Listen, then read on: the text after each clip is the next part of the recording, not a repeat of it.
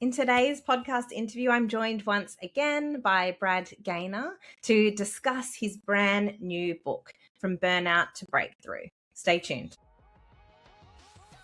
Welcome to the Well-Led Schools podcast. I'm your host, Adrienne Hornby, school wellbeing consultant, strategist, and former school leader. Together with experts and real school leaders from across the world, we deliver insights and conversations that dive into what it truly takes to support staff wellbeing, strengthen school culture, and lead well with staff wellbeing in mind. Today, I'm really pleased to welcome back our returning guest, Brad Gaynor. Brad is an experienced educational leader and assistant director who works with principals and leadership teams across school improvement, development, coaching, and leader wellbeing.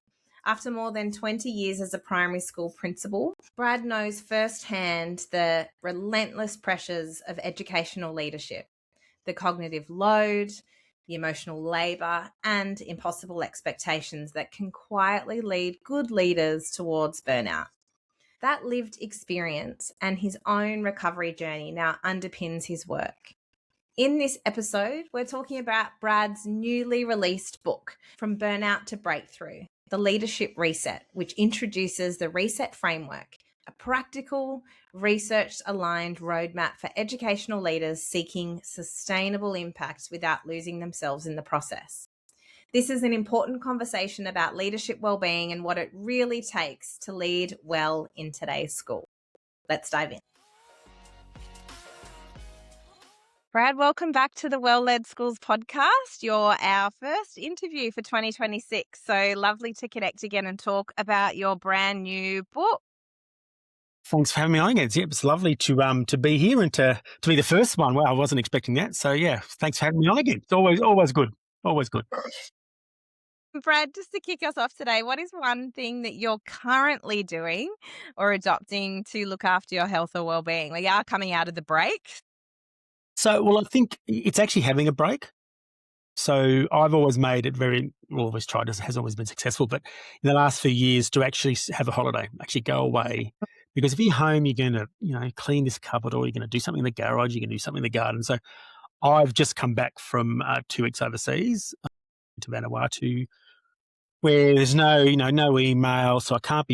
It's like a technology detox as well. Just spending time with family. So to me, that is really important. And I'm back, but I've rather than go straight back to work, I've taken an extra week just to, get myself together.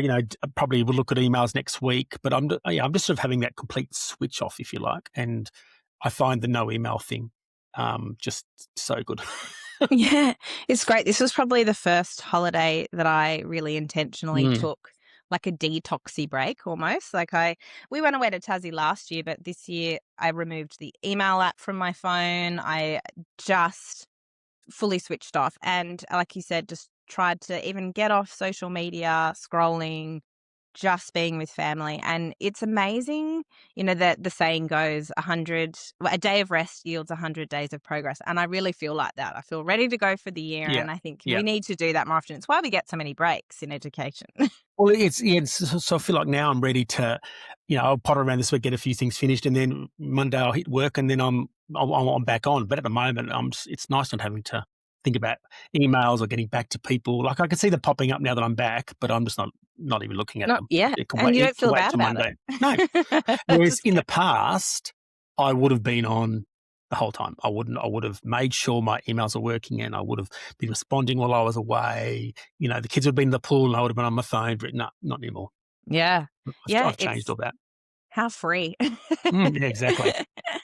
Brad, you're back today for our second episode together to discuss your newly released book at the end of last year, From Burnout to Breakthrough, The Leadership Reset. Tell me the story behind what led you to write the book and why it felt really important to write it now. Well, it's a book that's born from personal experience. So if I'm really being honest with myself, I basically burnt myself out as a school leader and a principal for 20 years. I didn't understand at the time. I didn't understand what it was. I just thought I'm tired all the time. I'm not sleeping. I'm not eating properly. I'm having probably a drink every night. Little things that would never have annoyed me started to annoy me. Just really, really little things. I felt just disconnected from life, and I became a little bit antisocial. And I know there's a whole pile of things, and I didn't understand what it was at the time. And then I basically completely fell apart, and decided to sort of step away from being a principal. And it was only after sort of through all that process and coming out the other side and getting support, because I actually went and saw a psychologist, I was able to realise that, what I'd gone through was actually a burnout. So then I started, oh, well, I need to know a bit more about this. So I started doing researching and talking about it with my psychologist. And one of his sort of therapies, I suppose, was to write. He said, "Why don't you should start writing some of the stuff that you're thinking and you're feeling, and what you've been through. Talk to yourself, if you like, about what you've been through." And so I did. Now, first, I thought it was a bit silly because I'm not really I wasn't. I don't consider myself to be a writer, but I did. And then it just sort of went. It sort of started. Something sort of came together, and then I started talking to a couple of people, and I said, you need to do something with it." And I thought, no, I'm not doing anything with it. And then, because then I realised I was actually afraid to talk about it. I was afraid to let my own vulnerability, because no one knew. So I kept all this very quiet. My immediate family knew, but like my mum didn't know, my siblings didn't know. I kept it all very, very quiet. And then I thought, I don't want anyone else to go through this. I don't want anyone else to be driving home having a panic attack from work. I don't want anyone sitting in their corner of their office literally shaking about something so ridiculously minor, but you can't control it. And I was having panic attack. Anyway, all that sort of stuff was going on, and I thought, I don't want anyone else to go through this. And I thought, maybe it's time to write about it or time to talk about it.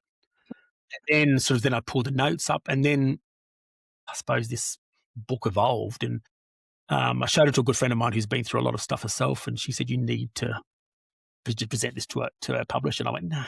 Anyway, so I did.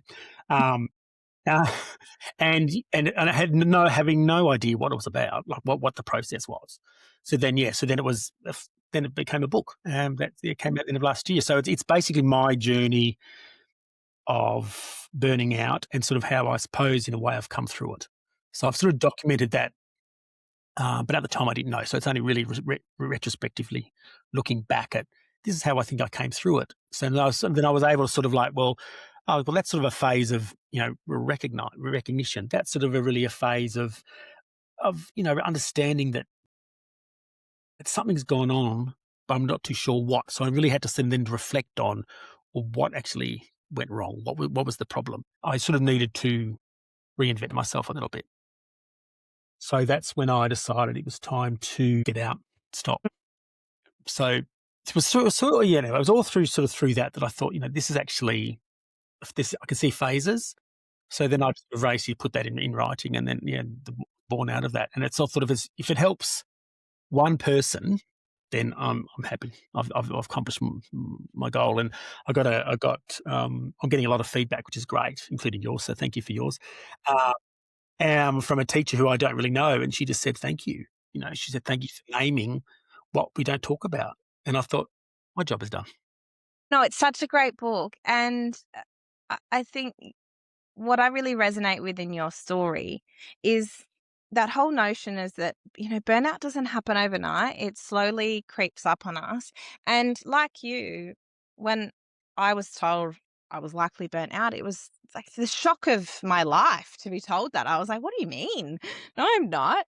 And I think it's because it's not, well, it hasn't in the past been so normalized to talk about it and be vulnerable. And particularly for school principals and senior leadership, it's almost, I don't know whether it's so anymore, but the long-term rhetoric has been almost like it's shameful if you're burnt out or you're stressed and you're not able to manage your role or your job or the stress of it. So it's probably more likely that senior leaders in particular are staying quiet when they are so stressed, which only further compounds the issue. Yeah. I think leadership has its own mythology about it, that, to be a leader, you need to be strong. You always need to be on top of things. You need to be, a great communicator, great listener. You need to have all these things all the time. And it's almost like, it's reward. To be like that, well, that's fantastic. You have to be like that. And I think any sort of form of vulnerability or, maybe I'm not firing on all cylinders is often frowned upon, because the leaders have to be a certain way. And I think leadership, I think the more vulnerable you can be in leadership, the stronger the leader you are, to be perfectly honest with you. And I think I've learned that the hard way. But I think, I just think the leadership, it's almost like a pat on the back, like a tick. This person's so tired and worn out, and they were a great leader. Well, I don't think that's the case. I think actually a worn out, burnt out leader is not an effective leader. They don't create because they don't create a culture within the organisation that allows people to thrive. But I just think about outside of all of the administrative requirements of a leader, it's really important that we're consultative and Yeah, reflective and we yeah. have balanced processing and concerns and we're truly authentic. And I know that when I'm highly stressed, it's going to be really unlikely that I'm going to be seeking feedback or able to problem solve. So you shy away from really core important things about our being a truly transformational or authentic leader that we don't see as being actually the ones that our people really value. So it's about more than, not just coming in and doing the technical aspects of the Mm. work, but those people focused ones as well. You can't possibly do it when you're burning the candle at both ends. No, and in the book I write a little bit about a mask. I think after a while, I just sort of put this mask on, like it was like I had to be this leader that people knew, because and I was that person. That's who I was. And then when I realized I wasn't that person anymore, I kept pretending I was. So I put like a mask on. It was almost like I'd get to leave home, have a bit of a panic attack on the way to work, get to work. As soon as I was in the car park, it was like mask on, game on, fine. And I'd be at work and I'd be 100%. No one would know the difference. But I knew internally that I wasn't firing on all cylinders. And then you get back in the car in the afternoon and it was like this big sense of, oh my God, relief that the day was over. And then you sort of have to get home and then put the mask back on to be, happy at home. It's more than emotional load, I think. And what I've learned subsequently doing so much research about it is it's physical as well, physical and social impacts that I suppose I hadn't realised until I reflected on it. Yeah, well, I didn't know I was burnt out until my body literally started to shut down, and that was the key indicator. Otherwise, before that, I would have never have assumed anything. And you sort of talk about this vulnerability, and I think this is where there's a common misconception with vulnerability in leadership and vulnerability in general, Yeah. is that it's oversharing or sharing about your deeply intimate mental health struggles and what's going on in your life. It's not about that at all, is it? What would you say, when you're talking about being vulnerable, what do you mean? Well, I think, like I said before, this whole mythology around leadership, it means it's almost like you've got to be a hero. It's like a hero status to be a leader. And I think, to me, being vulnerable and being authentic and being, as well as relational listening, all that stuff. But I think if people can see the real you, and see that vulnerability, I think it gives them permission to be the same, if that makes sense. Whereas I think if you're put on this brave, heroic leadership face and, I'm superhero leader man, It I just don't think it's authentic, and most people can see through that. And I think being vulnerable, people seeing the real you, but that's also difficult to do. Like, it's not an easy thing to show that vulnerability because, you're really letting them into that inner circle, in that inner part of yourself, which, while you want people to know you, work's work and home's home. And, I think sometimes it's a very fine line. I think it's tricky. To me, it's being authentically yourself. I think you'll get better outcomes for for your organisation and for the people you work with. Yeah, absolutely. What is it about educational leadership and I guess the systems around it that makes burnout such a real risk for so many leaders, particularly now? Oh goodness, Along's a piece of string. yeah. I was going to say there's so much, and look, there's so much good. I don't really want to say that too. There's so much wonderful things about it being an educator, and I love being a principal, and I hope to go back to it. Like, it is the best job in the entire world. And children and families, working with you is just amazing.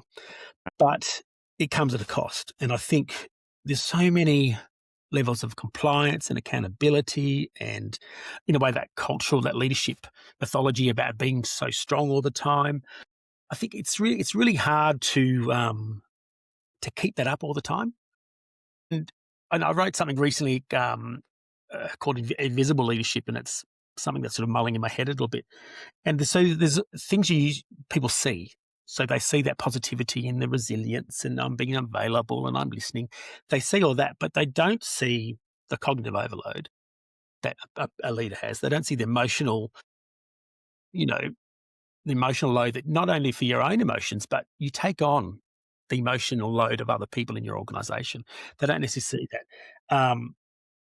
Compassion Yeah, fatigue too. It's all yeah, sort of linked into one. yeah. And I think sometimes that they don't see that it's decision fatigue, because anyone these days, even teachers, you're constantly thinking. Like as a principal and as a leader in any organisation, you're constantly thinking. Your brain is constantly going, and you're making hundreds of decisions every day, and that can wear you out as well. So I think in some ways, I think all of these things every so often, like you have periods in your work where it's flat out, and you expect that, and you know that, and you plan for that. But it's when that sense of that relentlessness is constant over and over and again, day after day after day after day, that's where it becomes burnout. And in my case, I'll be honest, in my case, it led to me being diagnosed with MDD, which at first I just kept saying, talk to myself. I was just anxious. I was a bit anxious. It's, I'm fine, a little bit burnt out. And then when the doctor said, no, you've actually got major depressive disorder, like this is actually something we now have to treat, it was like, blew me away. I hadn't realized that it had got to that point. I just thought I was, a bit stressed, nothing major. But I think we need to, in education especially, and in any field, that burnout's not acceptable. No, absolutely not. Not necessarily inevitable, certainly, nor should it be acceptable. And I think we need to do, as a society now, we need to do something about it. When you were talking then about those struggles, so the compassion fatigue, the decision fatigue, just the immense amount of pressure involved in the role of a leader.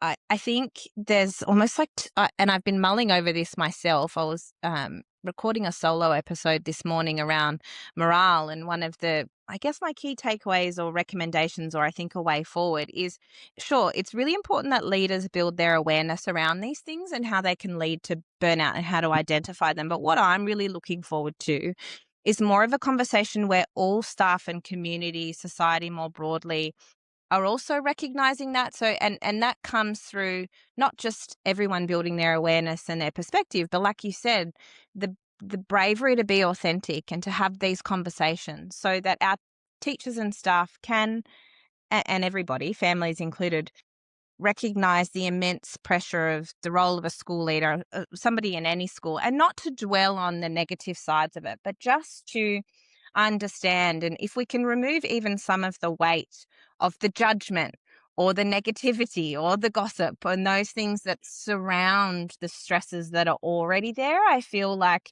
it paves the way for a bit more understanding and compassion amongst whole school communities. Yeah, it's just knowledge, it's just understanding it, and we don't talk about it, and men in particular do not talk about it at all. Men just don't talk about it. Women often, I think, talk about it probably more than men. But I think that's changing. I think society's shifting. There is more men talking about their mental health issues and just their general health issues, which I think is a really good thing. Yeah, I definitely see the shift. Maybe because my husband is married to me, he's been forced into a lot of these conversations, but He doesn't have a choice. he's got a lot of emotionally intelligent friends, which is really nice. You've talked a lot about those signs of burnout, and we said before how burnout doesn't just happen overnight. It's gradual. It's long-term unmanaged stress, generally linked to the workplace. They've redefined that definition, but it can come, as we know, from many different domains of our life. What are some of the warning signs of burnout you think are most often overlooked or normalized in school leaders? I think, to be honest, I think the physical symptoms. I think we think of, lack of sleep, being tired, not eating properly, maybe having a drink every night rather than on the weekends. It's sort of normalized behavior in terms of, oh, I'm a bit tired, a bit stressed. That's normal, and it's not. It's actually your body telling you, it's your nervous system telling you that you're actually no longer coping. An area that I really want to get into, which I talk about in the book a little bit, but I've really got to do some more research, is that whole neuroscience of burnout, because there's lots of talk now that burnout actually changes the way you think. It actually impacts on the neurons in your brain. So I'd like to do more research on. I touch on a little bit of what I've learned, but it's all of those sorts of things. I don't think people realize. People think. Yeah, I don't think people realize the symptoms are a lot more important than what we give credit to. Um, Everyone's tired, everyone's not sleeping. Well, that's fine. But in this case, when it's constant, well, like I said before, when it's that relentless, it's not just when you've got a really busy period of time at work. We all have those. That's normal. That is normal. But when it's every day, all day, every day for days on end, weeks on end, that's when I think you've got to listen to your body, and I don't think we do. I think we just, that's okay. You're a leader. That's that expectation that you have all those things when you're a leader, and I think we need to shift that. That's actually not. It's your actual body saying, "Hang on a second, something's not right." You've got to do something about it. I always found it really interesting when I was back at school, and listen, I was the burnt out leader, and then I was the leader in education who wasn't burnt out and was still Yeah. in the same role, running all of the same kinds of projects. It was just the shift in my mindset. And it became probably the most apparent to me when I shared a role with somebody else. So my same role, we worked 50%. This was when I returned from mat leave. And just even in two different people in the same roles, um, the difference in how we both managed that. And I'm not saying by any means that I was perfect and my Hmm. co-partner wasn't. Sometimes it would flip-flop, but it was sure, as a leader, we take on a role in leadership, and we do have a lot of responsibilities or more Hmm. responsibilities, or we're head of a lot of Absolutely. portfolios. But when we choose to take on that role, we also have responsibilities that come with ensuring that we are supporting ourselves or resetting, which we'll get into, or managing ourselves around that, protecting our energy, setting boundaries, learning how to communicate. And sure, it seems like more things to add to the to-do list, but with those positions of responsibility comes those are our own personal responsibilities to be able to manage that, not only for Yeah. us, but for Yeah. everybody else underneath us. Mhm. But I think, and I agree, I think a lot of it is, that's what I think that whole reflection stage for yourself is really important, and almost like a realignment of your values and everything together. But I think it's not just a personal thing. I think organisations have a responsibility to provide the conditions where you can minimise the impact of burnout. And I think that's where that's whole, a person's just got to be more resilient. Yes, to a degree, but no, it's more than just the person. It's got to actually be the organisation's got to value. Well, they value well-being. It's all comes into the whole well-being and, organisational culture. All of that sort of comes in together. Yeah, it's definitely a joint Oh responsibility. yeah, absolutely. No, but I think this was always seen as a personal responsibility. Oh, toughen up, be more resilient. Pat on the back, you'll be right, sort of thing. But I think now organisations have a big role to. And that's why I love the work that you do, going into schools and talking about well-being, well-led schools, is all of this sort of stuff. That's which we do need to be doing more of. Yeah, I think why I bring it up is because I do. One of the guiding principles of well-led schools is that staff well-being is a joint responsibility. But what I Mm, get really concerned about sometimes is that the pendulum can swing. Is that we went way too heavy into the personal responsibility. I feel like that's been the narrative in well-being for such a long time, and I absolutely. mean, I feel like that goes down like a lead balloon, because we definitely have a responsibility to look at workplace well-being. But where I think I'm worried about is that if we swing too far, now we're starting to talk about psychosocial risk and psychological risk, which we need to. I'm not poo-pooing it.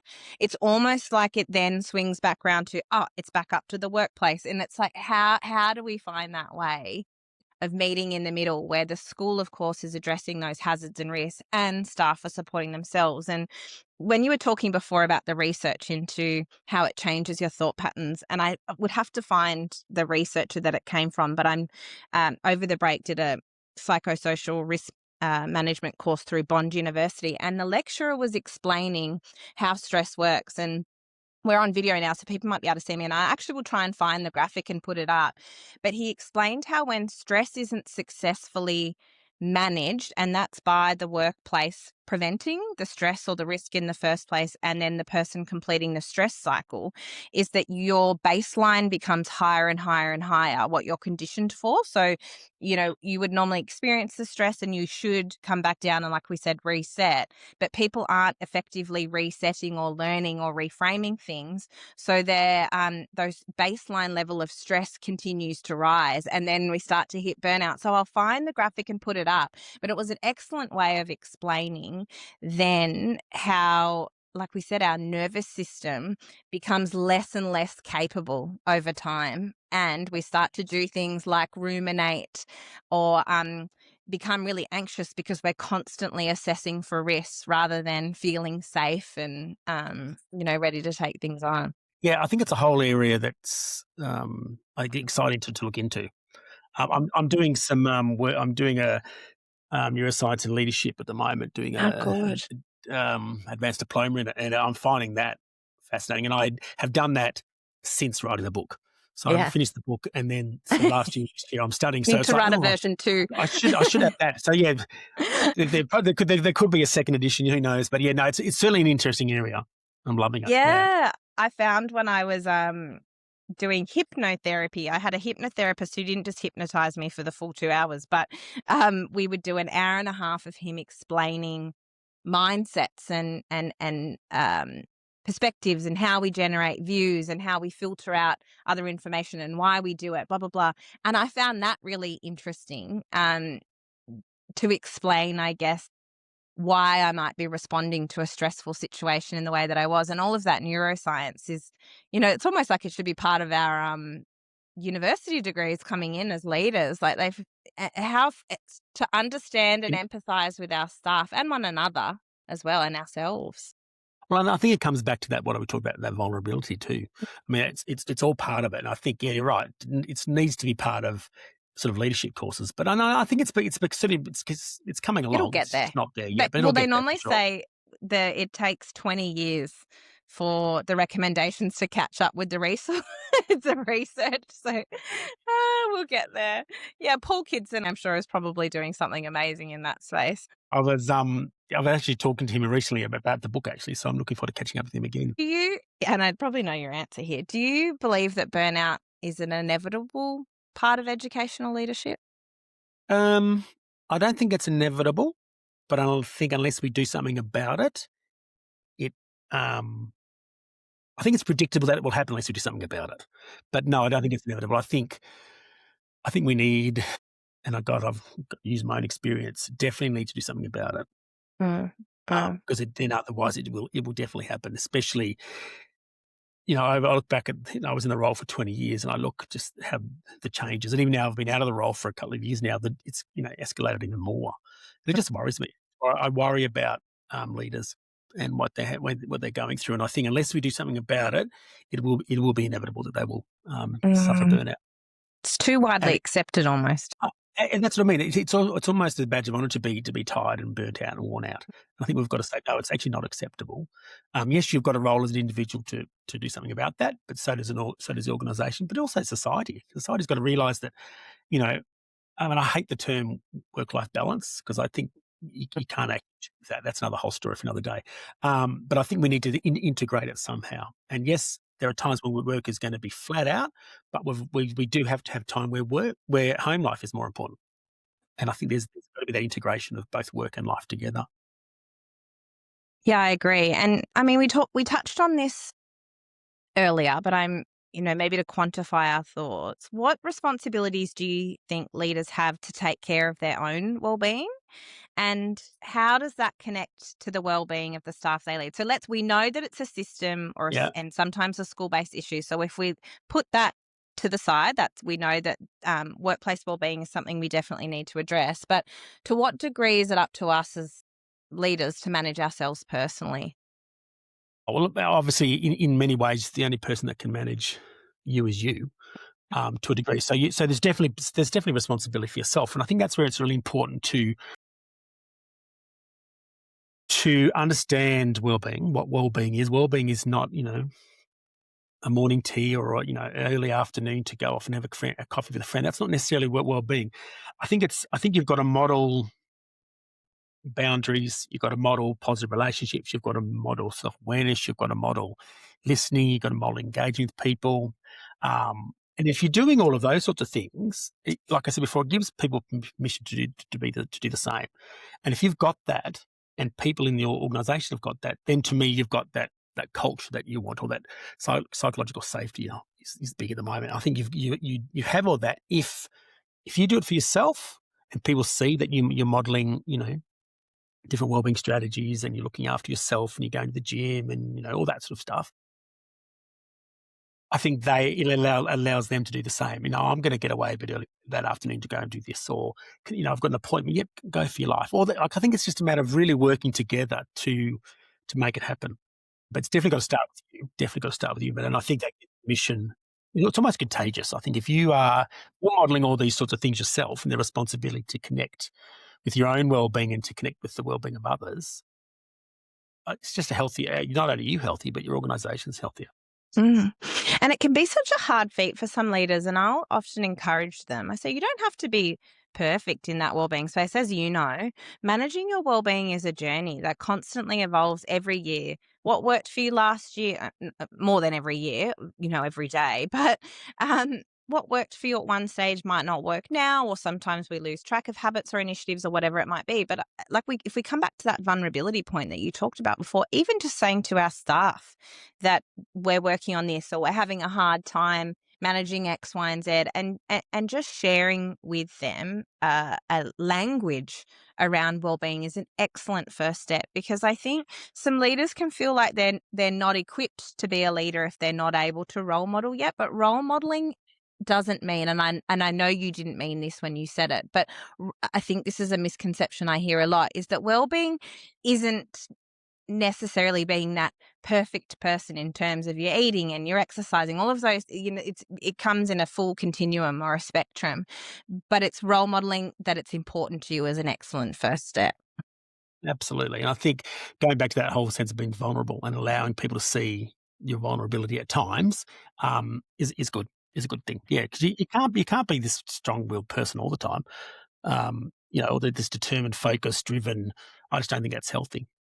And in some ways, I can probably look at myself, and maybe I got myself into that whole thing of having to be this big, strong, leader, superhero type thing. And when it all came crashing down, I realised, there's actually so much more to leadership than that. And and I suppose that's really what we're talking about, and what the book's trying to aim to do. Yeah, that's right.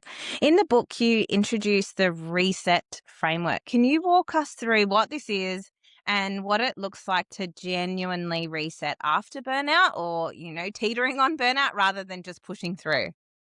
Well, so the reset came to me as a bit of a framework for a whole pile of things. So I actually use it in a range of different areas. So I sort of, in retrospect, I can see myself going through the phases. But in terms of burnout, I sort of went through probably four more, I'll call them the 4 R's. So overall, reset framework stands for, so it's recognizing. So it's recognizing whatever the issue is. It could be, in my case, it was, recognizing burnout, but it could be recognizing something, a problem at work, or a relationship that's not going well at work. So it's I'm hoping that it becomes a framework that we can use for lots of things. So once you sort of recognize, it's probably even recognizing the risks or the stresses, if you're thinking of it from an organisation. It could be a range of things. Yeah, it could be a risk assessment thing. It could be, it could be any problem really. In a way, it's probably a bit of a problem solving technique, I suppose. Then it's the E is for explore, and that's really exploring police patterns, systems, exploring different options. What are my options? What can I do? Where does it all fit? Sort of just, really looking at, okay, what are the options just to solve this problem, or whatever it is. And then it's really looking at shift. It's actually shifting. So it's actually starting to implement some of these strategies that you've explored. And then once you've sort of, then the E, I suppose, is you start to embed them. So they become, so rather than just, it becomes something you do for a short space of time. By embedding, I mean it becomes a regular habit. So it's just something that you automatically do in just part of your suppose your day or your work, and then if all that comes together, then you're thriving. Yeah. And then you're moving forward. So that's sort of, I suppose, very quickly what the reset framework is about. But in the case of burnout, I probably took recognise and broke it down even more, if that makes sense. I started off, for me, it was recognising that something was not right. Like, I knew that's when I listened to these physical symptoms that I was having. I was having panic attacks. I thought something is not right. Still spent probably another couple of months ignoring it and pretending it didn't happen. And no, I'm fine. I'm fine. I'm good. And then I realised that it something was not right. So once I acknowledged that, okay, there's something wrong, then I went through a phase. The second R is reflection. Okay, well, what is it? What's no longer aligned? What's no longer working? What's happening that's causing this? I suppose it was probably all of those sort of things. Really realizing that I had burnout. That this is what was causing it. It was the compliance. It was the level of accountability. It was having to make decisions, but not really having the authority to make the decisions that you want. All these things. So I had spent a lot of time reflecting on the I suppose the why, the what was actually happening. And then the third thing I went through is that sort of whole thing of realignment. I remember sitting down, it's this practical, sitting down and going, okay, and I was still a principal at this point in time.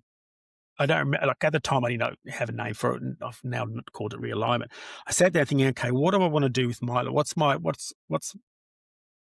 base? What's my moral base? What's my ethical base? What do I want out of my life? I'm really looking at it.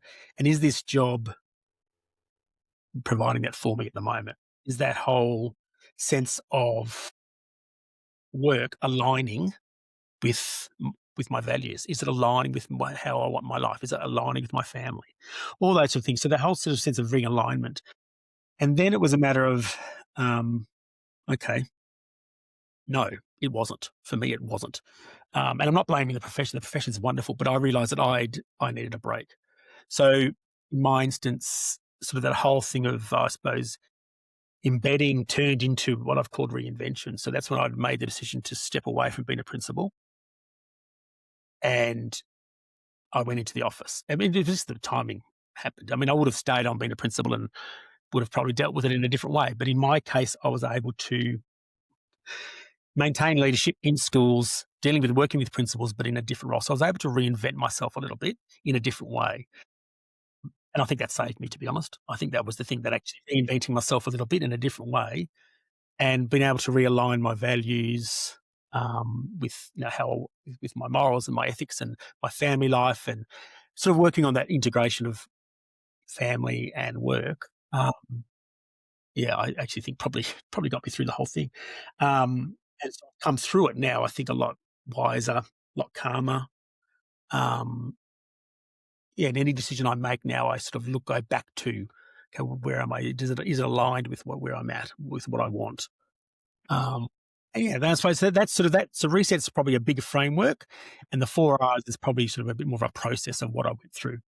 Yeah, and the 4 R's is such a practical tool for not only us to look at individually, but even as leaders to, I guess, to utilize with staff. Not that we have to prompt them through this, but to recognize maybe where they're sitting at and how we can support them too. But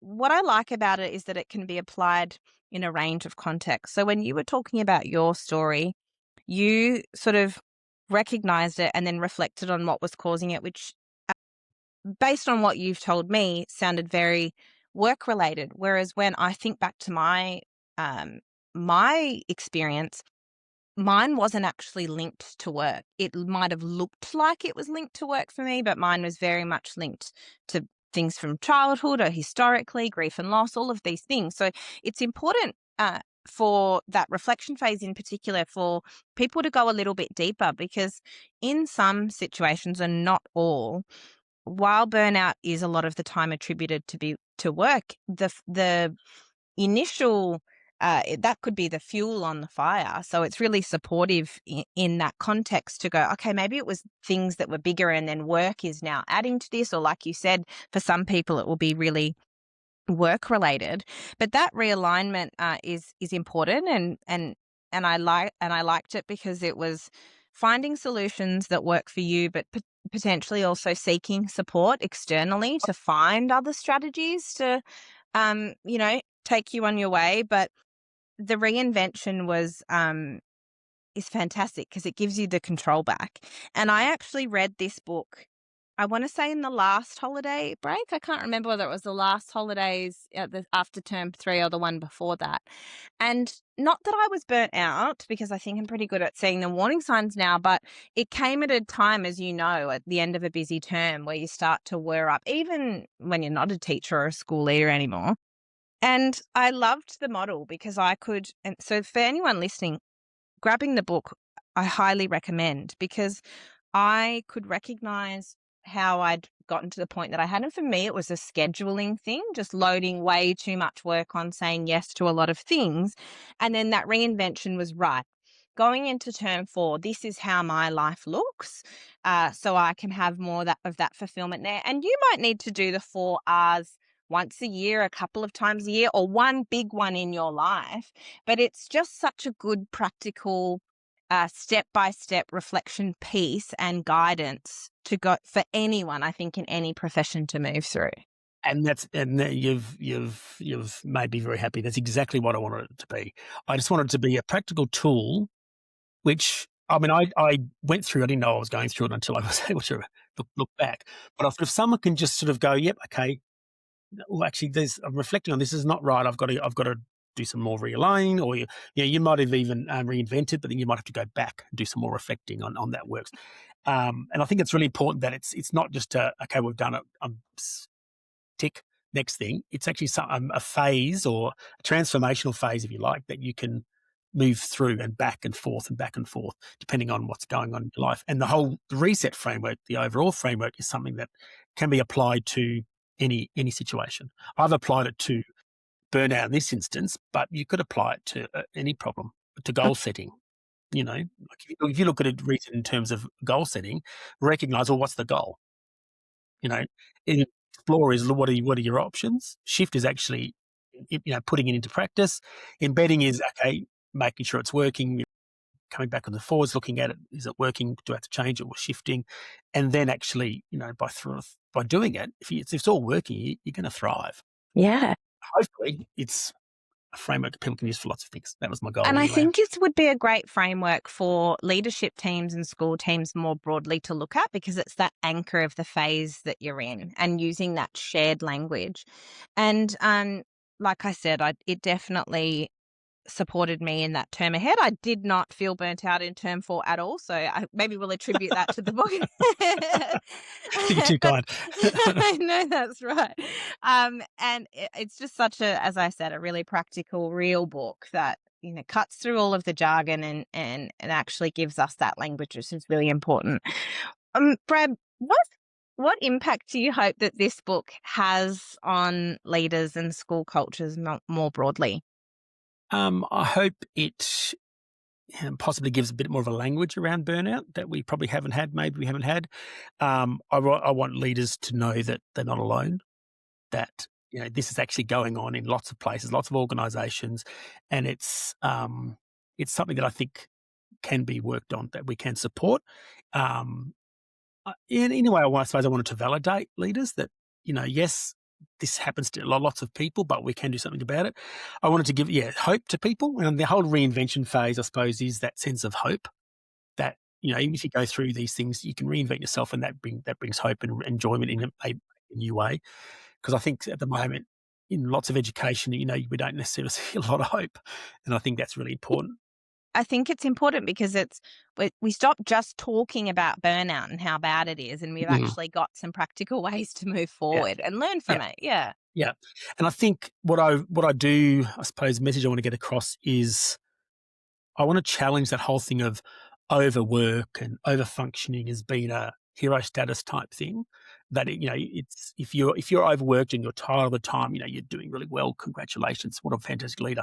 I want to debunk that a little bit. That's actually, I don't think, leadership. So I suppose my ultimate goal is that organisations are more sustainable in the future, because they've got leaders who are thriving, not leaders who are burning out.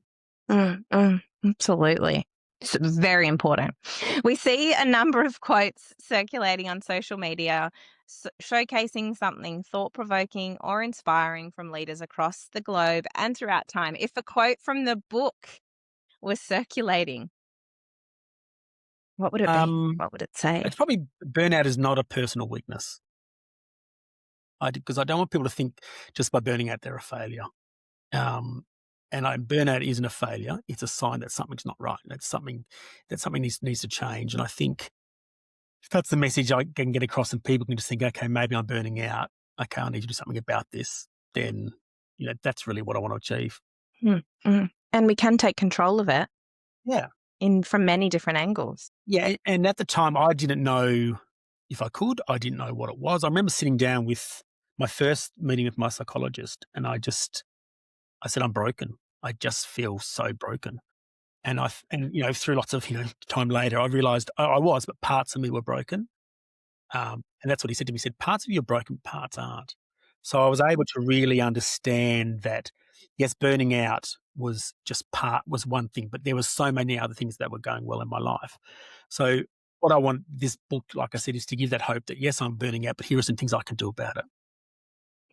Here's a process I can work through, and that process will be different for everybody. Like, your reflection phase will be different from mine. Your realignment phase could be quite different than mine, but at least it gives you a process to actually, let me step through this with someone, with a coach, or with myself, with my family, and hopefully, thrive at the end of it.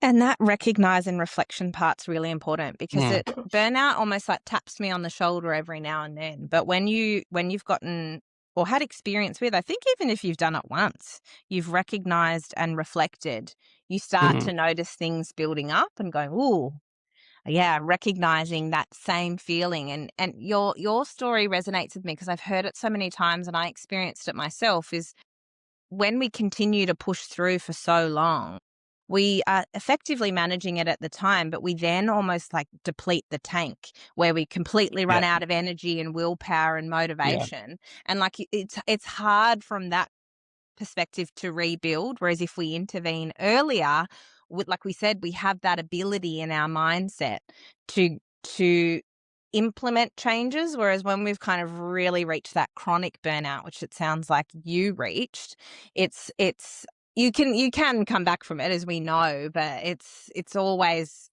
that's slightly a bit more challenging. And I think intervening early is so important, because I think for me, to be honest with you, hiding it, masking it, keeping it, I try to protect my family from it. I certainly protected my staff. My assistant principal didn't know anything about it. That's harder. Actually hiding it and keeping it to yourself and protecting yourself is so much harder than the actual burnout itself, to be honest. Yeah, there's these dual forces. Whereas I think if you can recognize it and reflect on it early and do something about it, then you're not going to get to that state of having to mask it and having to put on a show or performance every time. It's tricky. The podcast, as we know, is aptly titled World-Led Schools, that play on words to reflect schools who lead with wellbeing in mind. What's one thing that you think schools, more broadly, can do to address burnout for leaders and staff that would make the most significant difference? I think any new initiative, you got to really reflect on it. Is this right for our school now? It might be a great program, but is it right for our school now? And if we're implementing this, what are we taking away? What are we going to remove? Because I think we are this whole, and I write about it in my second book, actually, this whole additive approach. We keep adding things in education, but we don't let anything go. We don't remove anything. And I think we've got to stop doing that, because that, whether it's a classroom teacher, whether it's a leader in a school, whether it's a leader in an organisation, constantly piling things on top of them without removing things just brings that cognitive overload. And then you've got that decision fatigue, and and when you've got decision fatigue, you can't think clearly. You can't make accurate decisions if there's so much going on in your head. And I think we've got to acknowledge that not just burnout, it just could be workload. But unless we do something about that, I think we're going to struggle. The other thing I think we need to protect, I think, leaders and I'm thinking principles here, and I'm thinking of myself at certain times, protect thinking time. I think I wrote about it last year, this whole open door policy I struggle with. I actually think you need to close the door. I think we got this whole thing that open door policy, always available, come and see me anytime, is great. Yes, there's certainly, you need to be open and want to listen to people, but there are times where I think it's okay to actually close the door, think about whatever you need to do, have time to actually do it, build connection with that, could be a newsletter, it could be a policy you're writing, it could be an email to a parent, actually having time to really consider, and it's okay to actually block out some time in your calendar to do all those things. And I think probably my last thing would be that well-being isn't an optional extra. Well-being has to be embedded in whatever you do. Mhm. Having these really important conversations. That Mm. open door policy one, I agree with. When I talk about it in reference to consultation, I say you can have an open door policy, but it's scaffolded. So it's my door is open between these times for you to pop in. Of course, we can solve Absolutely. immediate problems at any time, but protecting that time. And what we used to do at school was we developed our leadership timetable where every leader had protected time every week, where they were the last person on the call list, and that was when they could work on the coaching and mentoring program, or be with somebody in their class, or build a policy, or have an important brainstorming or action planning meeting. And I agree with you. I think that that's really important because, and it sort of adds to your first point there around too many things, is it's not just the workload when we take on so many initiatives, it's also managing staff's confusion or frustration or lack of buy-in. Like when we add all of that in, that is, I don't know about anybody else listening, because we all burn out and get stressed out by different things, but I would find it really hard to receive negative feedback, not even for my work, but just as for the school and as a leadership team. And if you're constantly contending with that from staff all the time, like they're not liking something that you've worked so hard on, it really impacts your self-efficacy as a leader. And for somebody like me who's very outcomes and performance driven, which a lot of other leaders are, that can weigh very heavily on you. So it's not even the workload that causes burnout. It's just staff's responses to different And I think projects. that's where clarity and priorities is really important. And I think for staff or any organisation to know, okay, for this year we're doing this, this, and this. They're our priorities. Yeah, well, these other things will go on, but making it very clear and having very clear goals and priorities for the year and making them known. And then, most teachers I've ever worked with just want to know, what do you want us to do? How well and how do you want us to do it? And we'll do it. And they generally do it really, really well. If you've got that culture of expectation, a culture of support, that culture of safety, then, there's no stopping you. But without those sort of elements, without that clarity, without those quite clear goals of what we're trying to achieve this year, you're not going to get anywhere. Absolutely. Brad, we'll link in the show notes where our listeners can get a copy of the book, again, to read all of the written work that you've put out there and connect with you via your website, LinkedIn, and email. Thank you so Perfect. much for joining me again. I hope that you have a lot more readers of your book after this. Again, it's strongly endorsed and recommended by me for all leaders. And of course, reaching out and engaging with Brad to come in and speak with your leaders in particular about burnout and how to manage it, and what it is, what it isn't, and practical ways to support ourselves and staff in schools. So thank you so much, Brad. It's been great to chat again. Thank you so much for having me on again, and I love listening to your podcast. And I think it's a sort of work that we need to be doing in schools and getting that message out there. So hopefully my book will have some effect or be able to support leaders. So thank you. Thank you so much for joining me and Brad for today's episode. As always, the show notes with the links to Brad's book, all of the resources that we mentioned, and ways for you to connect with Brad and myself can be found in the show notes. Thanks so much for your time today. Thank you so much for listening to the Well-Led Schools podcast. Don't forget to subscribe and leave a 5-star review if you like this episode. I look forward to connecting with you at adriennehornby.com.au. Here you can get in contact with me, learn more about my approach to supporting staff wellbeing in schools, and get all the information you need about how to work with me. I'm Adrienne Hornby. Thanks for your time and stay well.